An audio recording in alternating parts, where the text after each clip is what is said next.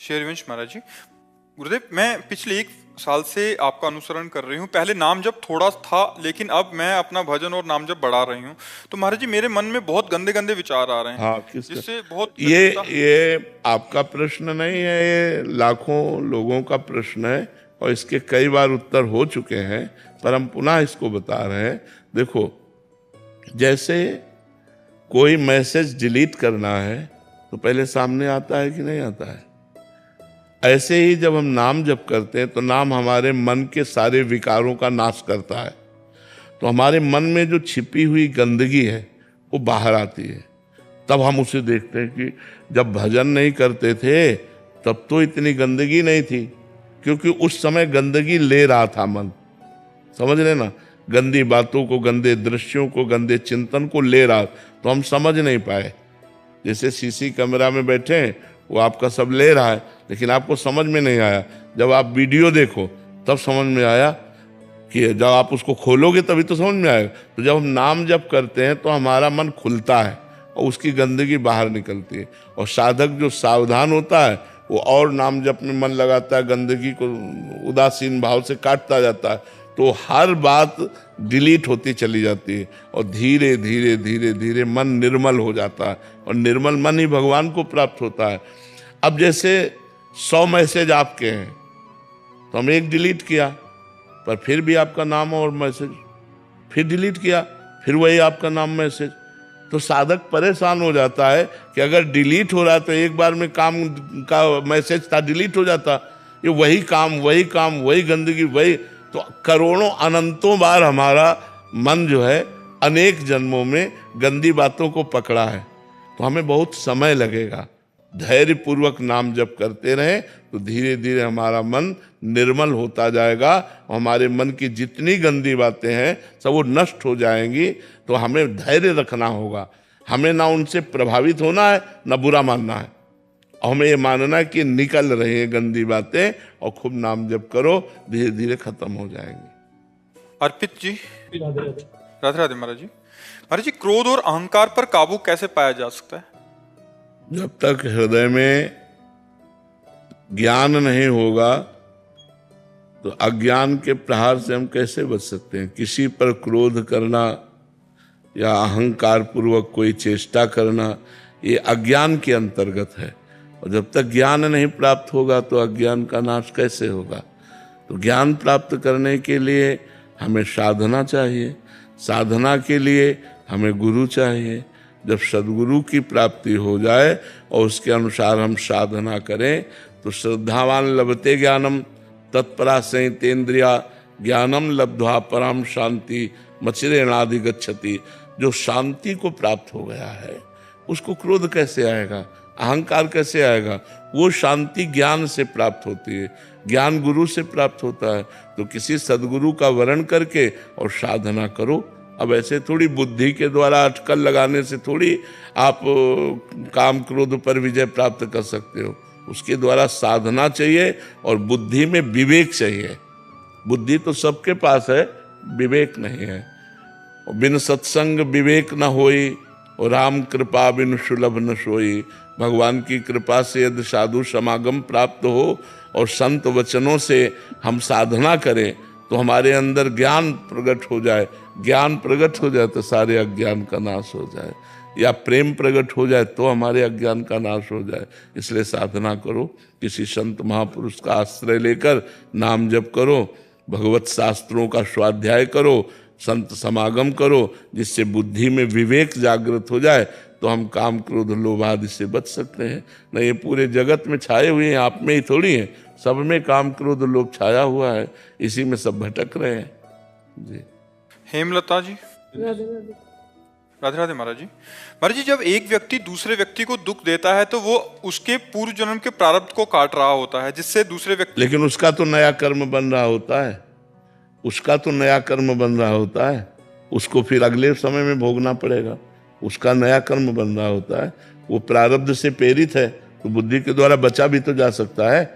हमारे ऊपर कोई ईंटा फेंक रहा है तो हम बच भी तो सकते हैं ना, और अगर सीधे लगोगे तो चोट तुम्हें भी लगेगी। तो वो प्रारब्ध प्रेरित है। अब वो वहाँ गाली देने की बात है तो हमें मौन के द्वारा बचा लेना चाहिए। उसे मारने की बात, पीटने की बात है तो हमें विवेक के द्वारा बचा लेना चाहिए। तो उसका प्रारब्ध आकर भस्म हो गया, आपका नया कर्म नहीं बना, दोनों बच गए।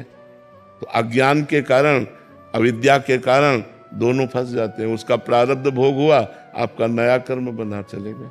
मान लो आप हिंसा कर दिए, तो उसका तो प्रारब्ध था, लेकिन अब आपको आजीवन केस होगा कि नहीं? आजीवन पूरा जेल काटना पड़ेगा कि नहीं? तो आपका नया कर्म बना जिसने आपको दंड दिया, और पुराना प्रारब्ध उसका था जिसने उसका भोग कर दिया। तो आप बच सकते हो कि नहीं? आप अपने क्रोध का समन कर सकते हो, आप हिंसा ना करो, तो उसका प्रारब्ध भी क्षय हो गया और आपका नया कर्म बच गया। लेकिन भजन ना होने के कारण, भगवान का सतत चिंतन ना होने के कारण इतनी क्षमता नहीं रहती। जैसी हो भवतव्यता तैसी बने सहाय, आप ना आवे ताहि पे ताहि तहां ले जाए। एकदम अचानक क्रोध आया और ना करने की चाह होने पर भी वो कर बैठता है, तो फिर वो प्रारब्ध कर्म उसका हो गया, नया कर्म आपका हो गया, आपको भोगना पड़ेगा। रमता राम जी, राधे राधे महाराज जी। महाराज जी, स्वामी सुंदरदास जी महाराज जी की वाणी में कहा गया है कि देहधारी से प्रीत ना कोई, सो अवतार कहाया, वे हम दोनों भाई भाई एको जननी जाया। महाराज जी, प्रभु संत वाणी जी में कह रहे हैं कि देहधारी जो अवतार आदि सभी को और हम सभी को एक कहा गया है। एक जननी यानी माया से उत्पन्न है, तो माया से प्रीत करना यानी अवतार का भजन करने से क्या माया का भजन होगा, और माया के भजन से कल्याण नहीं होता, संत कहते हैं।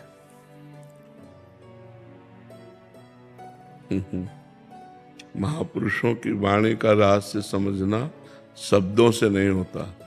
एक होता है शब्दार्थ, एक होता है वाच्यार्थ, एक होता है रहस्यार्थ। क्या भगवान का शरीर पांच भौतिक है? गोस्वामी तुलसीदास जी कहते हैं, चिदानंदमय देह तुम्हारी और विगत विकार जान अधिकारी। चिदानंदमय देह भगवान की होती है। भगवान का शरीर पांच भौतिक थोड़ी होता है।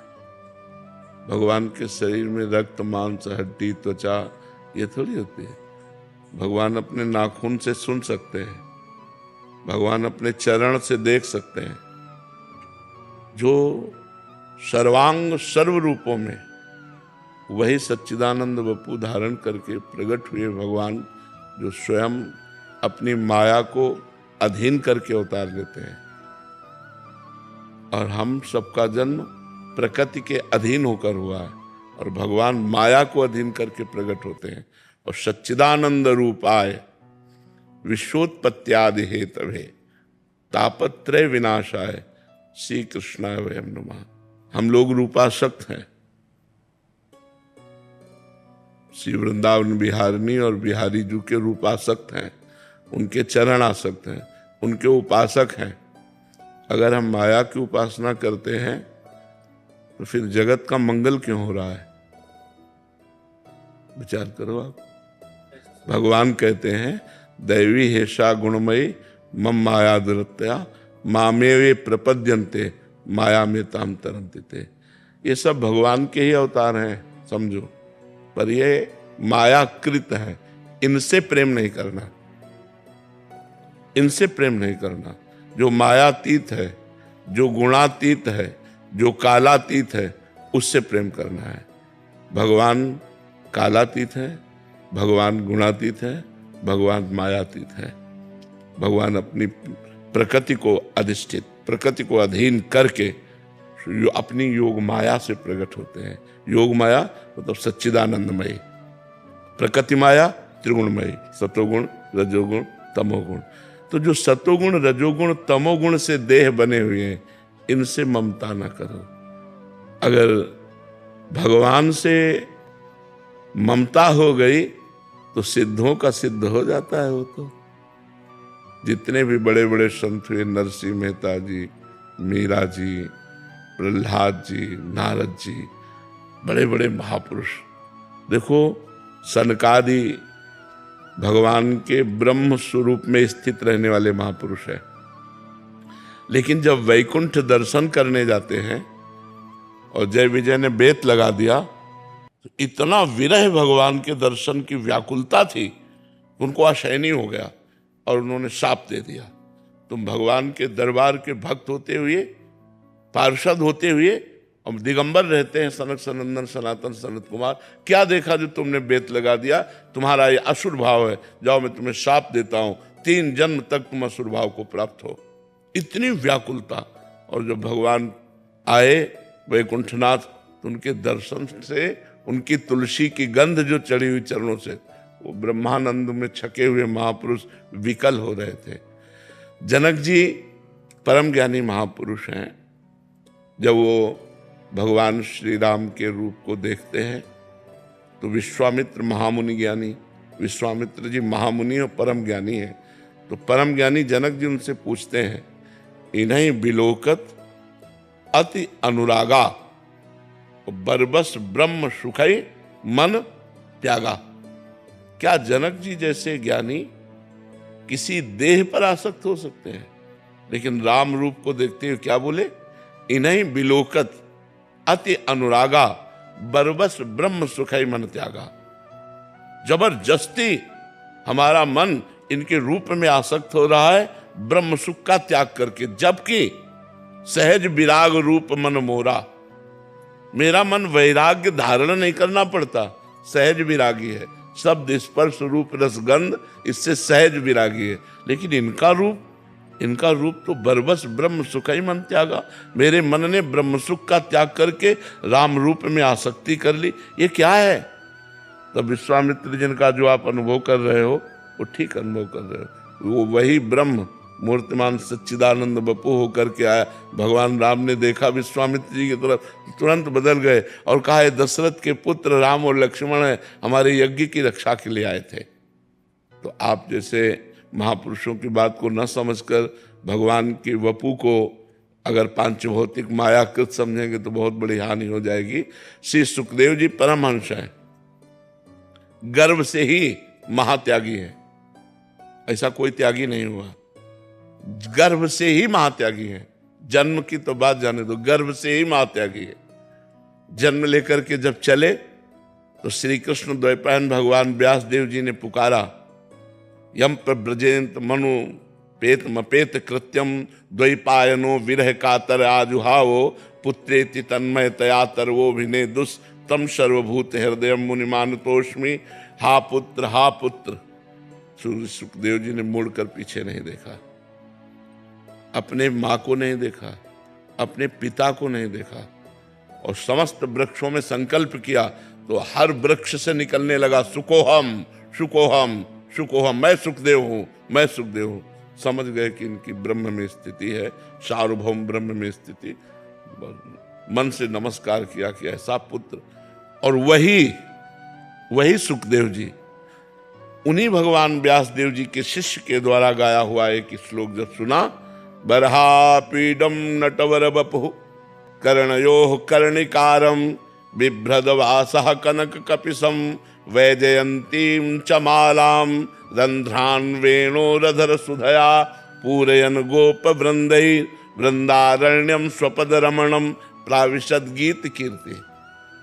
कनेर के फूल लगाए हुए हैं, मोर पक्ष धारण किए हुए हैं, सुंदर चित्रकारी की गई धातुओं से, नवीन नवीन कोपल, जो वृक्षों के पत्ते नवीन पत्ते वो जगह जगह लगाए गए हैं। नटवर वेश को धारण किए, अधरों में बंसी विराजमान है, साथ में सखागण उनकी जय जयकार करते चल रहे। जब ये रूप सुना तो आसक्ति पैदा हो गई। कहा और सुनो, तो बोले और तो हमारे गुरुदेव के पास है। तो 18,000 श्लोक कंठस्थ किए और मुख्य प्रवक्ता भागवत के, प्रथम प्रवक्ता भागवत के श्री सुखदेव जी महाराज हुए और श्री कृष्ण आसक्त हो गए। मधुसूदन सरस्वती जी निराकार ब्रह्म की उपासना में दृढ़ थे, वो नहीं मानते थे साकार रूप को। भक्तों ने भगवान से प्रार्थना की कि इतना बड़ा महापुरुष ऐसा बोलेगा तो भक्तों के हृदय में बड़ी चोट पहुंचेगी। तो देखा उनका दृश्य बदल गया, देखा यमुना का पावन तट, ललित त्रिभंगी मुरली धारण की हुई, बंसी बजाते हुए धीरे धीरे गज की चाल से चल रहे। भूल गए सब ब्रह्मानंद।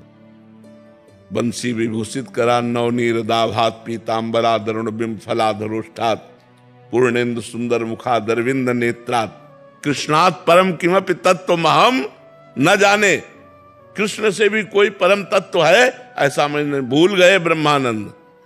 बड़े बड़े ब्रह्मानंदों के ब्रह्मानंदी का ज्ञान भुलवा करके और अपने में आसक्त कर दे, वो रूप है क्या? वो रूप पांचभौतिक हो सकता है? जिन महर्षियों ने, जिन ब्रह्म ऋषियों ने, जिन भक्तों ने सब रूप रस का त्याग करके संसार के शब्द स्पर्श रूप रस गंध का त्याग कर दिया, वो श्री कृष्ण रूप में अनुरागे, वो राम रूप में अनुरागे, तो क्या ये पांचभौतिक स्वरूप है? ये चिदानंदमय स्वरूप है, सच्चिदानंद रूप है। ये बात समझना होगा। तो ये जगत क्या है? ये भगवान का मायाकृत रूप है। इन देहों में आसक्ति नहीं करना, लेकिन भगवान में परमाशक्ति करना है। अब यही तुम्हें और बता दें बिल्कुल सरल भाषा में। गुरु का शरीर मायाकृत है, मानते हो? गुरु पांच भौतिक शरीर धारण किए हुए मायाकृत है, लेकिन संसार की आसक्ति शरीरों की त्याग कर गुरु के शरीर में आसक्त कर ले, गुरु में आसक्त हो जाए, और जो गुरु में आसक्त हो गया वो परब्रह्म में प्रतिष्ठित हो जाएगा। तो विचार करो, जब पांच भौतिक देहधारी गुरु में आसक्ति कर लेने पर वो ब्रह्म में स्थित हो जाता है। गुरु आसक्त चित्त ही महान पुरुष हुए हैं। जितने हुए हैं महान पुरुष वो सब गुरु आसक्त चित्त हुए हैं। कोई भी महापुरुष हो उनको देखो अपने गुरु में कितने आसक्त है। ऐसे आसक्त महापुरुष जो समस्त देहों का राग त्याग दिए, अगर देहासक्ति ना करते, गुरु से प्यार ना करते मां की तरह, तो वो स्थिति प्राप्त ना होती। तो गुरु तो पांच भौतिक देहधारी होता है और भगवान तो चिदानंद में देह वाले होते हैं। अब विचार करो, पांच भौतिक देह में ये अग्नि तत्व तो इसमें मिला हुआ है। अगर मुंह में कोयला रख दिया जाए तो जल जाएगा ना। और भगवान श्री कृष्ण 5 वर्ष की अवस्था है और ग्वाल बाल पूरे जंगल में आग लग गई और सब बीच में फंस गए, मैं गौओं सहित। कहा कन्हैया हम सब मर जाएंगे, इतनी ये जो जंगल की आग है ये हमें सब भस्म कर देगी। भगवान मुंह बगारा और पूरी आग को पी गए।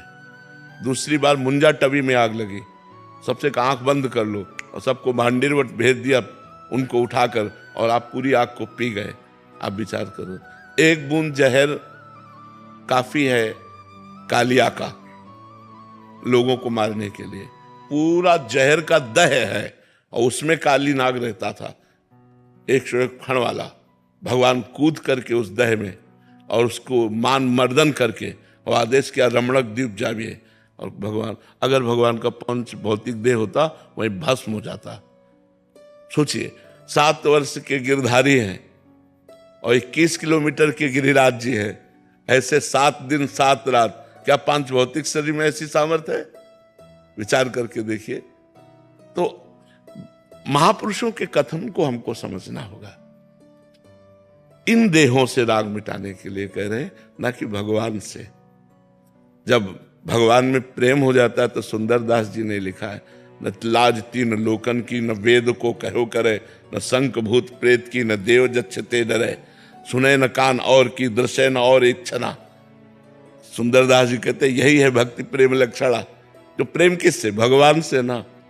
ये बात सर आप और पढ़ करके देखिए, कितनी वाणी में भगवान के कितने सुंदर प्रेम का वर्णन किया है, कितने सुंदर प्रेम। तो महापुरुषों ने निराकार और साकार दोनों का वर्णन किया है। तो भगवान की देह से वैराग्य की बात कहीं नहीं कही गई।